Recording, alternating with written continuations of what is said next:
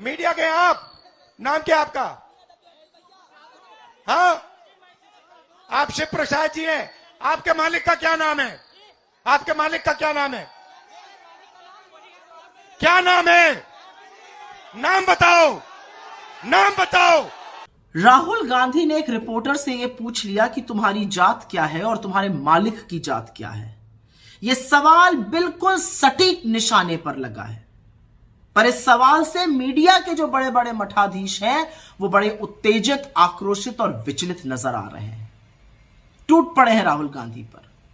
लेकिन यह सवाल जितना गंभीर और जितना गहरा है और जितना वाजिब है, उससे उत्पन्न उत्तेजना उतनी ही सतही, उतनी ही हल्की, उतनी ही सस्ती है। हमारे देश में पत्रकारिता का एक गौरवशाली इतिहास रहा है। जंगे आजादी के दौरान आजादी के महानायकों ने पत्रकारिता के माध्यम से पिछड़ों का, दलितों का, वंचितों का, शोषितों का, उनके खिलाफ हो रहे अन्याय के खिलाफ आवाज उठाई। गांधी जी ने तो अपने अखबार का नाम ही हरिजन रखा था। तब पत्रकारिता व्यवसाय नहीं थी। आजादी आई, पत्रकारिता का व्यवसायीकरण हुआ, और यह सच है कि संपादक और पत्रकार अधिकांश एक ही वर्ग से आने लगे। वो अधिकांश सवर्ण वर्ग के थे और जो उनके मालिक थे वो अधिकांश वैश्य थे। उठाकर देख लीजिए किसी भी बड़े मीडिया हाउस को। आज भी 2024 में एक भी संपादक मेन स्ट्रीम मीडिया का ना एससी है, ना एसटी है, ना ओबीसी है, जबकि उनकी जनसंख्या 73% है। तो उनका प्रतिभाग कहां है? उनका रिप्रेजेंटेशन कहां है? यही सवाल तो राहुल गांधी जी ने उठाने की कोशिश की है। इसी सवाल का तो जवाब वो आपसे मांग रहे हैं। बजाय इसका जवाब देने की कि इन लोगों का 73% का रिप्रेजेंटेशन कहां है, राहुल गांधी पर टूट पड़ना इसका जवाब नहीं है, उस पर बरगलाना इसका जवाब नहीं है।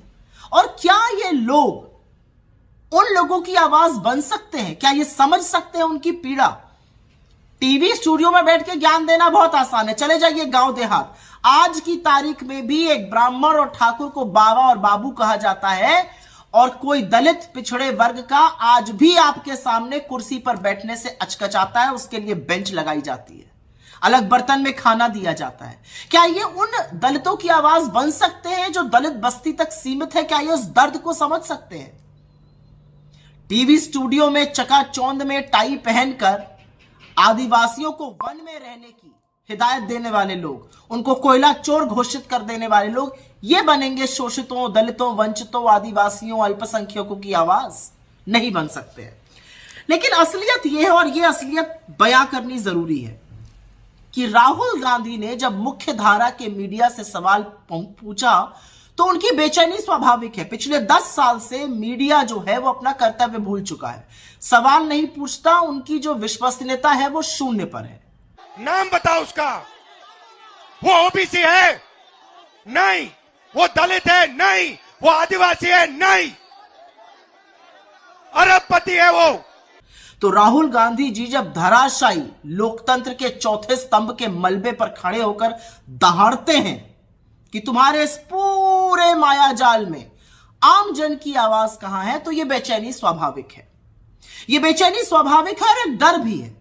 डर इस बात का है कि चाहे वो दलित, शोषित, वंचित, आदिवासी, अल्पसंख्यक, पिछड़े वर्ग के लोग हो जो 73% है, चाहे वो गरीब हो, अभिजात्य वर्ग के, वो इनसे सवाल पूछेंगे कि बेरोजगारी के सवाल कहां है, महंगाई के सवाल कहां है, आर्थिक असमानता के सवाल कहां है, क्यों पर्चे लीक हो रहे हैं, क्यों हमारे बच्चे बेरोजगार घूम रहे हैं।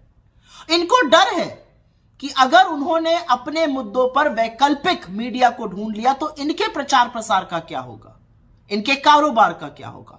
इसीलिए राहुल गांधी जी का जो सवाल है वो सटीक है, क्योंकि सामाजिक चेतना से ही सामाजिक न्याय आएगा, और न्याय तो आकर रहेगा, आप कितने भी आक्रोशित हो जाइए।